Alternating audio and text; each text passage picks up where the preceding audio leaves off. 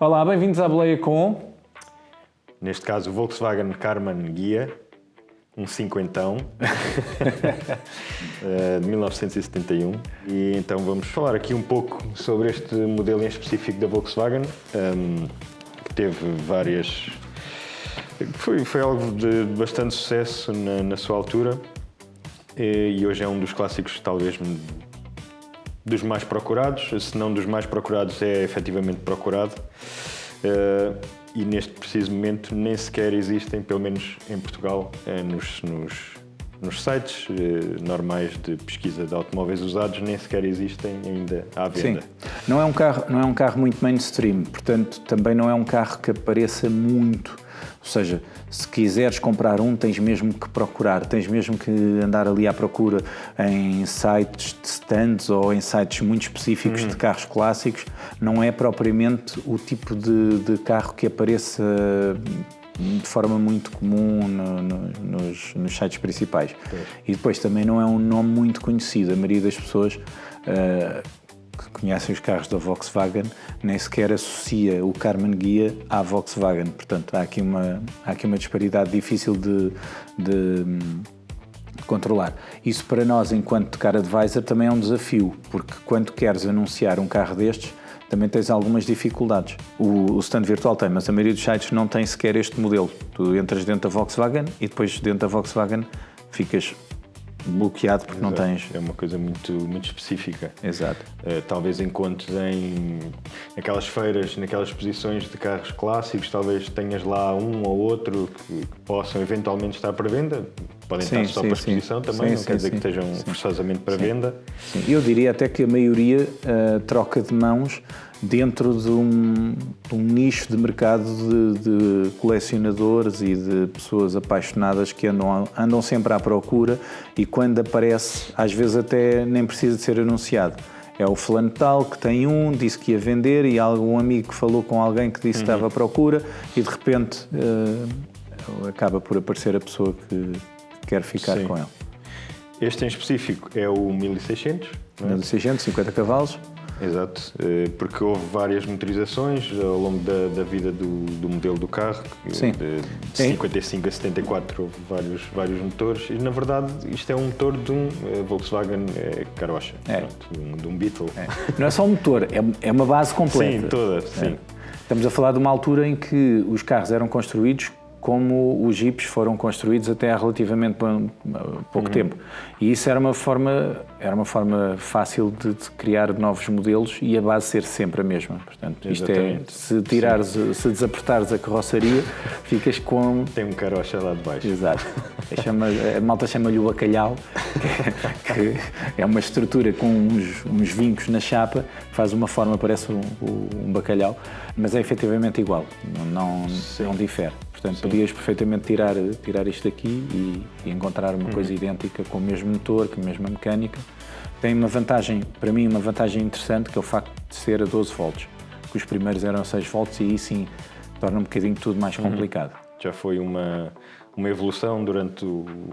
Salvo erro em 69, não tenho bem certeza, mas acho que salvo erro que em 69 eles trocaram e... A meio da vida útil, a meio da vida da produção. Pois, a Volkswagen na altura, isto é um carro que surgiu no pós-guerra, digamos assim, e a Volkswagen tinha o Beetle, o Karossa, e tinha a Kombi, que é a Ponte Forma, toda a gente conhece por esse nome. E depois parece que, pelos vistos, quiseram fazer um carro que desse aqui um up à marca e lembraram-se de fazer um carro assim com estas linhas mais de coupé, clássico, desportivo, mas só de aspecto, porque na verdade... Eu acho que na verdade a conversa deve ter sido mais ou menos assim. A Volkswagen não tinha já o Ferdinand Porsche, portanto não tinha bem quem desenhasse isto. Então foram falar com o carroçador, com a Karmann, e depois pensaram assim, mas ficava bem era com um design italiano, que os italianos são bons a fazer essa porcaria. Então foram falar com a Ghia e tentaram fazer aqui a junção dos dois mundos. Entretanto, os italianos, como eles próprios, já tinham desenhado uma coisa qualquer para a Chrysler e pensaram, o ideal era aproveitar este desenho, que isto estava engraçado. Não se vai desperdiçar, uma coisa tão bonita. Vamos lá, siga. E Entretanto, acho que foi com isso que seguiram. E o modelo não teve... Eu acho que ele não teve o mais sucesso porque, efetivamente, por essa altura já começava a aparecer motores maiores e outras coisas com mais potência. E o carro estava limitado ao facto de ser igual a um Karossa. Sim, pronto, nesse aspecto não havia volta a dar. Exato.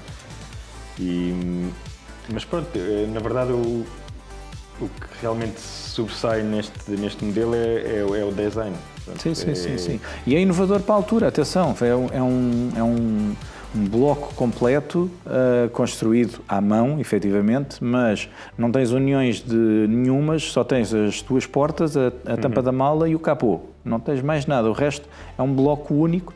Já para si, eu só me lembro do Maserati 3200 GT depois ter sido feito da mesma forma. Dessa forma. Provavelmente houveram mais, mas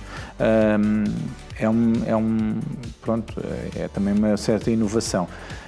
Inovação essa que não foi nada rentável para a Volkswagen. Essa parte não era... Eu li que a carroçaria demorava cerca de 50 horas ali a martelar, a moldar a chapa, a fazer as soldaduras, tudo à mão. Exato. Isto é um carro que, na verdade, pronto, como dizias, não é do mais rentável que se pode fazer. E depois, em cima disso, na época, punha-se tinta para cima, portanto não havia cá qualquer proteção, não havia nada.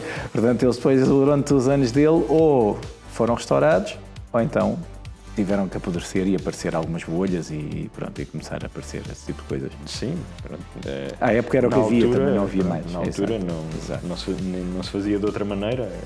É uma tinta sem verniz também, portanto, na altura não se dava um verniz de proteção, no fim, acaba por ser limitado nesse tipo de construção. Sim, mas hoje em dia, quem quiser eventualmente restaurar já pode dar esses...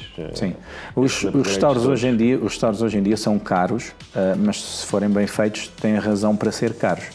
Uma das razões é essa, é que o carro tem que ser todo despido, todo desmontado e depois o metal é todo tratado, todo preparado e depois a seguir é como se fosse uma fábrica de um automóvel. O carro tem que levar diversos banhos de proteção e de primário e depois de tinta, depois de verniz. O verniz leva várias camadas, depois tem que ser polido e preparado e depois então o carro é montado. O resultado final aqui para a câmara deve ficar igual.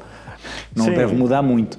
O brilho, os brilhos está lá tudo, os volumes está lá tudo. E para este, hoje em dia ainda se consegue encontrar peças e material, dá tudo de reposição, sem grande dificuldade. Por exemplo, aqui em Lisboa há um representante de tudo o que é material de carochas, de combis e de Carman guias. É um especialista, mas ele arranja tudo. Pronto, é muito difícil.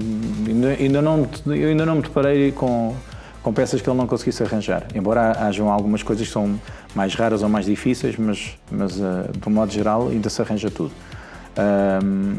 Não é propriamente um carro que seja muito conhecido e que hajam muitos, mas por fazer parte daquela construção, daquele tipo de construção que aproveitava peças de uns carros para os outros, na sua maioria tem tudo. E sim, o facto de não ser assim muito conhecido acaba por ser também, na minha perspectiva, uma coisa positiva, porque é um carro onde quer que vás com ele, é sempre muito diferenciador e toda a gente olha precisamente porque não conhece e fica curioso, ou porque conhece e sabe apreciar a raridade que é ver um automóvel destes na rua, na estrada. Não é todos os dias que se vê. Neste caso específico, este é um carro com muito poucos quilómetros. Em termos de mecânica está... Tem cerca de 30 mil quilómetros. Sim, cerca de 30 mil. Atenção, vamos ser honestos, para um carro com esta idade é quase impossível verificar a veracidade desses quilómetros. Agora, tens vários indicadores, especialmente à medida que vais tendo alguma experiência, tens vários indicadores que te podem dar umas pistas. O carro é importado, foi importado para Portugal em 91, portanto já tem uns anos cá em Portugal. Mas além das folhas de inspeção e dessas coisas todas, podes ver como é que ele está de mecânica. Por exemplo, estes motores, estas mecânicas ganham um bocadinho de folga no veio principal, que é onde tem a poli da correia. Este não tem nenhuma. A caixa de velocidades, à medida que os carros vão sendo usados, vão ganhando uma certa folga e não sei o quê, que este não tem nenhuma. Esta caixa é de 4 velocidades? Sim, 4.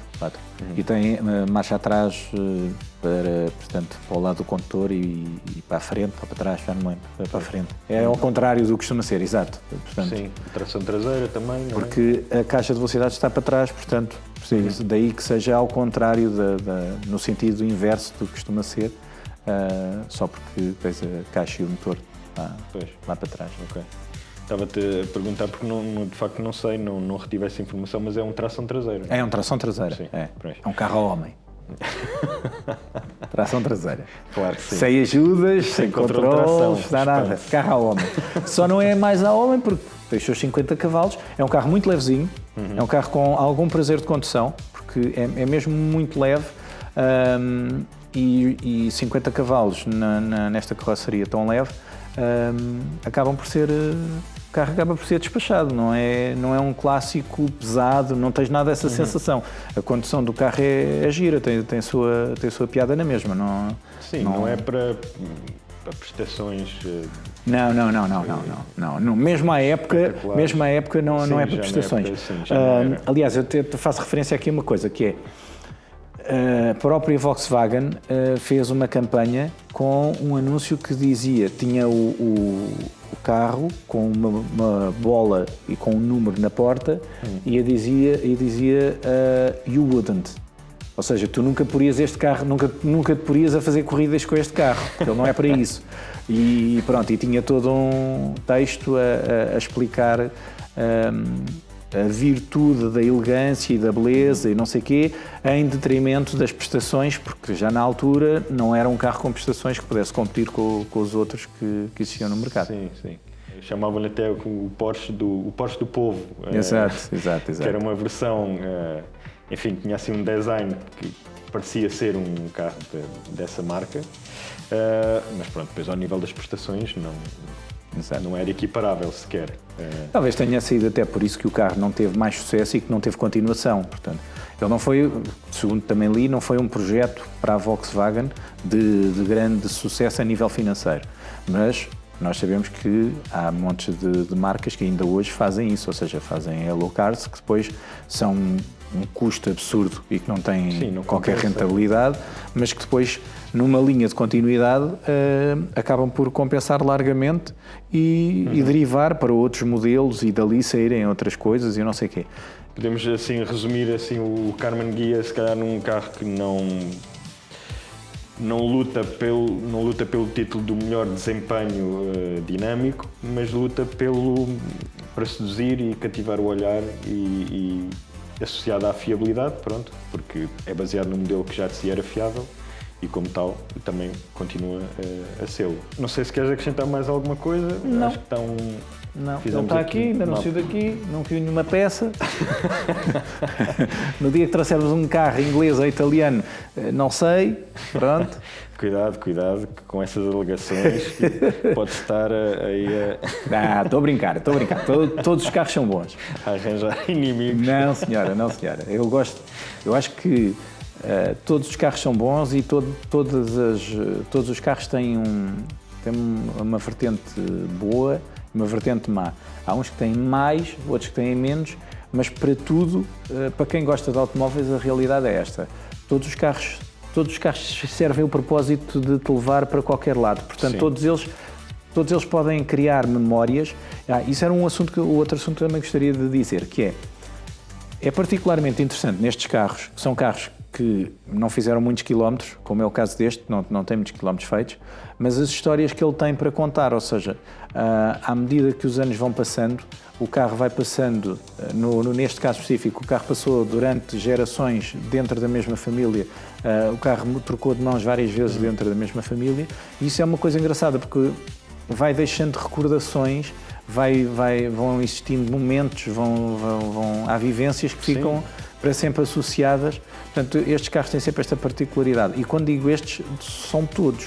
Porque qualquer carro, por mais banal que seja, é sempre naquele dia que aconteceu aquela situação. Fica sempre associado a um momento. Fica sempre associado. E é nele que nós fomos a determinado sítio, é nele que nós conhecemos, foi quando conhecemos determinada pessoa, portanto... Sim, fomos a determinado local, Exato. aconteceu qualquer coisa, exato. Alguém...